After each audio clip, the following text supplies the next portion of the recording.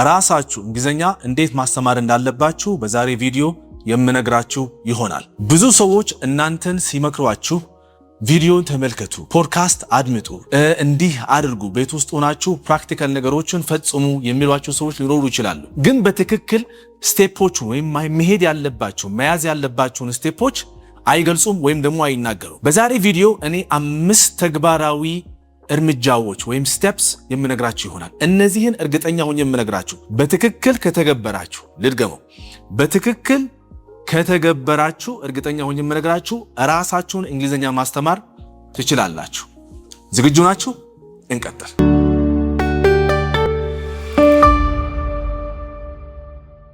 የመጀመሪያው ስቴፕ የ5 ደቂቃ ህግ ይባላል። እዚህ ጋር ማስተዋል ያለባችሁ ብዙ ሰዎች ቋንቋውን ብቻቸውን ወይም ደግሞ ራሳቸውን ማስተማር ሲፈልጉ 1 ሰዓት እሰጣለሁ ራሴ፣ ልክ ትምህርት ቤት ሄዶ ሲማር 1 ሰዓት እንደሚያገኝ ሁላ ራሱን ደግሞ በአንድ ሰዓት ማስገደድ ወይም ደግሞ ለመማር ራሱን ያስገድዳል።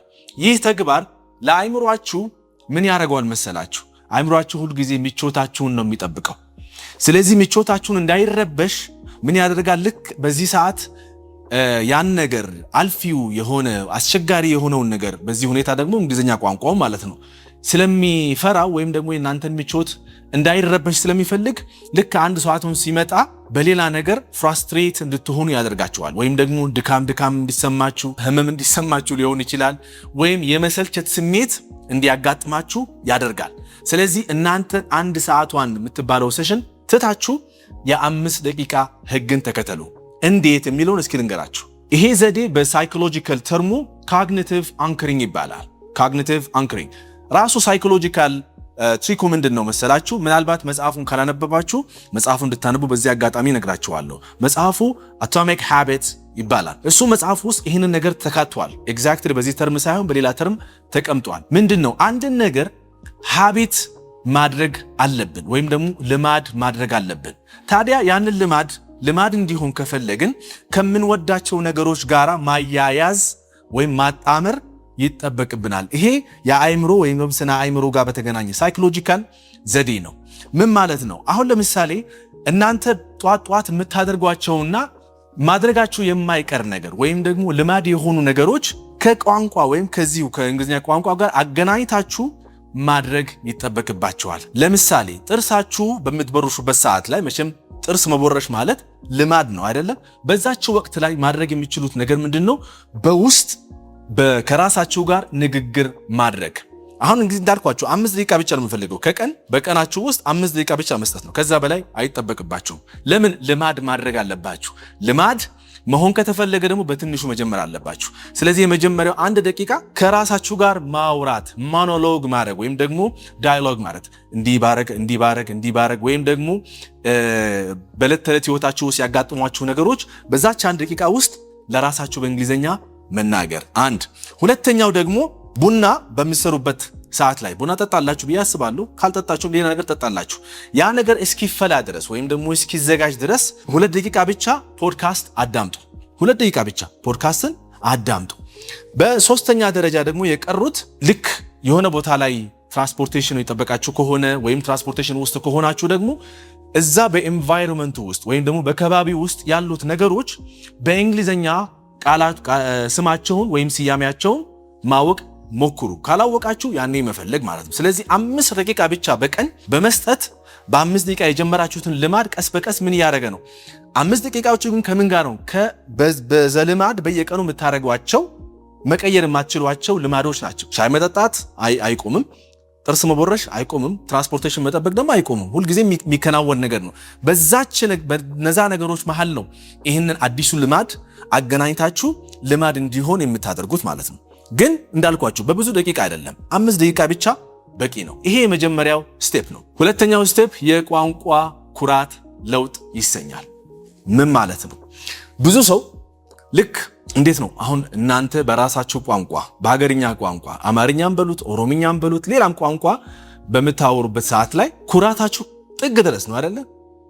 አቀላጥፋችሁ ስለምታወሩ አቀላጥፋችሁ ሐሳባችሁን በግልጽ ለአድማጩ ስለምታደርሱ አይደለ? ግን ልክ እንግሊዝኛ ስታወሩ ምን ይሰማችኋል? እንዴት ነው ዝቅ ያለ ስሜት ይሰማችኋል። ለራሳችሁ ዝቅ ያለ ቦታ ትሰጣላችሁ። ወይኔ ምን አይነት ሰው ነኝ ይሄ እንኳን ማለት አቃተኝ ብላችሁ ራሳችሁ የምትወቅሱበት ጊዜ አለ። ያንን ነገር ምን ማለት ነው መሰላችሁ? በሳይኮሎጂካል ተርሙ ይሄናው ራሱ አንድ ሰው የራሱ ቋንቋ ሲያወራና የሌላ የማያውቀው ቋንቋ ሲያወራ እንዲህ አይነት ስሜት ይፈጠራል። ታዲያ ይህንን ስሜት ለመለወጥ ምን ማድረግ አለባችሁ የሚለውን ስቴፕ እዚህ ጋር ማስተዋል ያለባችሁ። ልክ የምትወዱትን አካል ቲቪ ላይ አክተር ሊሆን ይችላል ወይም አክትሬስ ልትሆን ትችላለች። የምትወዷቸውን ሰዎች አይኮን ብላችሁ እንግሊዝኛ የሚያወሩ ሰዎች ማለት ነው። እነሱን ልክ የነሱን ካራክተር ተላብሳችሁ እነሱ ልክ እንደሚያወሩ ማውራት ምን ማለት ነው? ይሄኛው እራሳችሁ ያወራችሁ እንዳልሆናችሁ ያችን ነገር ለመስበር ነው። ያችን ፍርሃት ለመስበር ነው። ስለዚህ ሌላ ሰው ካራክተር ይወስዳችሁ እንደገለ ያወራው ነው። ቀልድም ሊሆን ይችላል፣ በዛው እየቀለዳችሁባቸው ሊሆን ይችላል፣ ወይም በሚያረጉት ድርጊት በሚያወሩት ነገር። ለምሳሌ ኬቪን ሃርት ታውቁታላችሁ አይደል? በጣም አስቂኝ ሰው ነው። የሱን ካራክተር ይዛችሁ ልክ እንደሱ እንደሚያወራው ብላችሁ ጀምሩ። ያኔ ምን ሰበራችሁ ማለት ነው? ያቺ ፍርሃቷን ያቺ እኔ በጣም ትንሽ ነኝ እንግሊዝኛ ሳወራ በጣም ሌላ ስሜት የሚሰማችሁ የኩራት ስሜቱ የሚቀንስ ከሆነ በዚህ መልኩ መስበር ትችላላችሁ። ያኔ ምን ሆነ ማለት ነው? ሰበራችሁ ማለት ምንድነው? ራሳችሁ ያወራችሁ አይደለም፣ ካራክተር ተላብሳችሁ ያወራችሁ ነው። ይሄ አሁንም ሳይኮሎጂካል ትሪክ ነው ወይም ዘዴ ነው። ለምን? ቋንቋ በአብዛኛው ጊዜ ፕሮሰስ የሚደረገው ከዚሁ ከአይምሯችን ትሪክ ማድረግ ከጀመርን ወይም ጋይድ ማድረግ ከጀመርን ቀላል ይሆንልናል ማለት ነው። ይሄ ሁለተኛው ስቴፕ ነው። በጣም ቀላል ስቴፕ ነው። ሶስተኛው ስቴፕ ንቁ ተመልካች መሆን ያስፈልጋል። ንቁ ተመልካች መሆን ያስፈልጋል ስላችሁ ምን ማለት ነው? ብዙ ሰዎች ቪዲዮዎችን ሲመለከቱ ወይም ፊልሞች ሲመለከቱ የሚያደርጉት ምንድነው? ፓሲቭ ዋቺንግ ይባላል ወይም ፓሲቭ ሊስኒንግ ሊሆን ይችላል። ዝም ብሎ ማዳመጥ፣ ዝም ብሎ ትኩረት ማድረግ፣ አንዳንድ ጊዜ በሰብታይትል ብቻ ትኩረት ማድረግ፣ ያ ፓሲቭ ዋቺንግ ይባላል። እሱ አይደለም የሚፈለገው። ስትመለከቱ በንቃት መመልከት አለባችሁ። በዛ ላይ ደግሞ ብዙ ነገሮችን በአንዴ መሰብሰብ ስለሚከብዳችሁ በትንሹ መጀመር ማድረግ ያለባችሁ። ልክ እንደዚህ አይነት ነገር የረጅም ቪዲዮ የምትመለከቱ ከሆነ ወይም ሾው ሊሆን ይችላል፣ ያንን ዝግጅት ስትመለከቱ ፖድካስትም ሊሆን ይችላል። በዚህ አጋጣሚ ብቻ ረጅም ጊዜ አይደለም የምትመለከቱት። ለምሳሌ ምን ተወስዳላችሁ?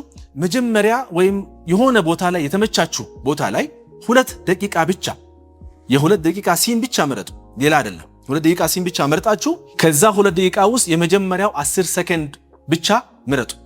የመጀመሪያውን 10 ሰከንድ ማዳመጥ ያችን ቪዲዮ ማለት ነው። ካዳመጣችሁ በኋላ ምን ታረጋላችሁ? ሰብታይትል እንዳትመለከቱ። ሰብታይትል ካለ አጥፉ። ያቺ 10 ሰከንዷን ብቻ በሙሉ የተባለውን ነገር በወረቀት ይዛችሁ ጻፉት። እንዳዳመጣችሁት። አሁን አደራችሁን ሰብታይትል እንዳትከፍቱ ያልኳችሁ ለዚህ ነው።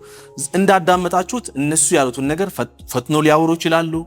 እናንተ በተረዳችሁበት መልኩ በእንግሊዝኛ ጻፉትና ከዛን መልሳችሁ ያንን 10 ሰከንዷን ማለት ነው በሰብታይትል ከፍታችሁ አድምጡት። ከጻፋችሁት ነገር ጋር ይመሳሰላል ወይስ አይመሳሰልም? ከተመሳሰለ እሰየው፣ ጥሩ ለውጥ አለ ማለት ነው። ካልተመሳሰለ ያኔ ክፍተቱ የት እንደሆነ ታውቃላችሁ ማለት ነው። ከዛን አይምራችሁ ምን ያደርጋችሁ ነው ማለት አቴንሽን ስጠው፣ ጉዳዩን ትኩረት ስጠው፣ ጉዳዩን እያላችሁ እያስተማራችሁት ነው አይምራችሁ። በዚህ መሰረት በጣም በአጭር ጊዜ ውስጥ ምን ታደርጋላችሁ ማለት ነው? የፕሮናንሲዬሽን ትሪክ ወይም እንዴት ማውራት እንዳለባችሁ ከነሱ ጋር ልክ እነሱ ባሉት መሰረት ማለት እንደሚችሉ በዚህ መሰረት ማየት ትችላላችሁ ለውጡን ማለት ነው። ይሄ ስንተኛው ስቴፕ ነው? 3ኛው ስቴፕ ነው። 4ኛው ስቴፕ ማስተካከያ በኪቦርድ ይላል።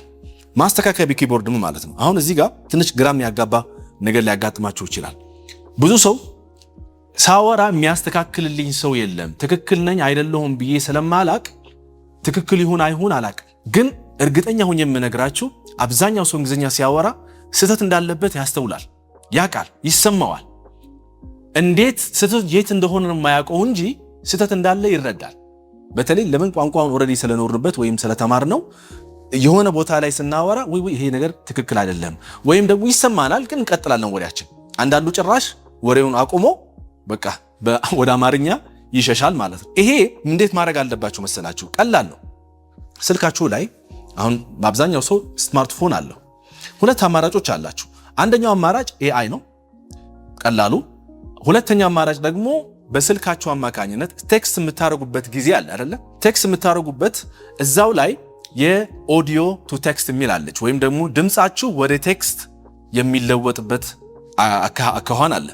ስለዚህ ድምጽ በሪኮርድ ታረጉና እዛው ቴክስት እንዲጽፍላችሁ በሚጽፍበት ወቅት ላይ በእጃችሁ ከምጽፉ ከድምጻችሁ ተሰምቶ ራሱ ስልኩን ያላችሁትን ነገር ወደ ቴክስት እንዲለውጠው አለው ፊቸር። ስለዛ ምን ታረጋላችሁ? ያችን ጫን ስታረጉ አንስታችሁ እንደዚህ በምታወሩበት ሰዓት ላይ በእንግሊዘኛ የምትሉትን ነገር በሉትና የ2 ሰከንድ የ10 ሰከንድ ሊሆን ይችላል ያላችሁት ነገር ከዛን ያችን ያገኛችኋትን መልስ አንስታችሁ ወደ ተወሰዷቸው ወደ ኤአይ ጀሚናይ ልትጠቀሙ ትችላላችሁ ወይም ቻትጂፒቲ ልትጠቀሙ ትችላላችሁ። አስገብታችሁ አሁን ያስገባሁልህን ቴክስት የግራመር ችግር ካለበት ማስተካከያ አድርገህ ወይም አስተካክለህ መልሰህ ላክልኝ ብላችሁ ለጀሚናይ ወይም ለቻትጂፒቲ ቢሰጡ ምን አደረጋላችሁ ማለት ነው? ፍሪ የሆነ የሚያስተካክላችሁ ሰው አገኛችሁ ማለት ነው። ቀላል ዘዴው እሱ ነው የሚሆንላችሁ። ይሄ 4ኛው ስቴፕ ነው ማለት ነው። ሌላው የ5ኛው ስቴፕ የሁኔታ ስክሪፕት ይባላል። እዚህ ጋር ማስተዋል ያለባችሁ ማለት ነው ቋንቋ ስትማሩ ወይም ቋንቋ በአጠቃላይ ስናወራ በተለያዩ ሁኔታዎች ውስጥ ነው የምናወራው አይደለ? ስራ ውስጥ ሆነን ሊሆን ይችላል፣ ቤት ውስጥ ሆነን ሊሆን ይችላል፣ ከሰው ጋር የተጣላን ሊሆን ይችላል፣ ከሰው ጋር የተግባባን ሊሆን ይችላል። ምንም አይነት ሁኔታ ውስጥ ልንሆን እንችላለን። ያንን ሁኔታ ካላወቅን መጀመሪያ የምናወራበት ሁኔታ የትኛው ሁኔታ ነው ከተረዳን ለማውራት ይቀለናል አይደለ? በአማርኛም ስናወራ ራሱ ማለት ነው። ስለዚህ እናንተም የምታወሩበት ሁኔታ ወይም ያላችሁበት ሁኔታ ምን አይነት ሁኔታ ብላችሁ ካወቃችሁና ለዛ ሁኔታ ከተዘጋጃችሁ ምን ሆነ ማለት ነው? ልክ ነገሩ ሲከናወን ወይም ሲሆን ቀላል ይሆንላችኋል። ስለዚህ ዝግጁነት ያስፈልጋል። ይሄ ምን መሰላችሁ? አንድ ሪል ላይፍ ሲቹዌሽን ትወስዳላችሁ። በተለምዶ በህይወታችሁ ውስጥ የሚያጋጥማችሁ ሪል ላይፍ ሲቹዌሽን ስራ ቦታ ብለን እናውሰድ። ከዛን በስራ ቦታ ውስጥ ይሄን ሐሳብ ለመግለጽ ብፈልግ እስኪ ልግለጸውና ለሞክር በሉት። በትክክል መሆን አለመሆኑን ቅድም እንዳልኳችሁ ኮሬክሽን የማስተካከያ ነገሩ ጃንቲን ቴክኒክ 4ኛው ስቴፕ ማለት ነው መጠቀም ትችላላችሁ። ከዛን ጋፑን ካወቃችሁ በኋላ ጋፑ ላይ መስራት ትችላላችሁ ማለት ነው። አይደንቲፋይ አደረጋችሁ ጋፑን። ከዛን ቀጥላችሁ ጋፑን ከተስተካከለ በኋላ ስክሪፕቱን ትጽፋላችሁ። ነገሩ ቢከናወን ነገሩ ቢሆን እንዲህ ማለት እችላለሁ፣ እንዲህ ብትጠየቅ እንዲህ ይላለሁ፣ እንዲህ ብትጠየቅ እንዲህ ይላለሁ ብላችሁ ስክሪፕትን ታረጉትና ፕራክቲስ ታረጋላችሁ። ፕራክቲስ ባረጋችሁት ቁጥር ልክ ጊዜው ሲደርስ ያንን ነገር ሲከናወን ሂደቱ ኡን ሲሆን ወይም እውነት ሲሆን ያኔ ኦልሬዲ ስለተለማመዳችሁ ማውራት ትችላላችሁ ማለት ነው። ይሄ በጣም ሲምፕል የሆነ ቀላል የሆነ አካሄድና ስቴፖች ናቸው። እነዚህን ስቴፖች በትክክል ከተገበራችሁ እንዳልኳችሁ ራሳችሁን እንግሊዘኛ ማስተማር እንደምትችሉ ይሄው አይተናል። እነዚህን 5 ስቴፖች ማለት። ስለዚህ እነዚህን ስቴፖች መቼ መተግበር እንደምትጀምሩ በኮሜንት ጻፉልኝ። በሚቀጥለው ቪዲዮ እስክንገናኝ ድረስ በቸር እንቆይ። ሰላማችሁ ይብዛልኝ።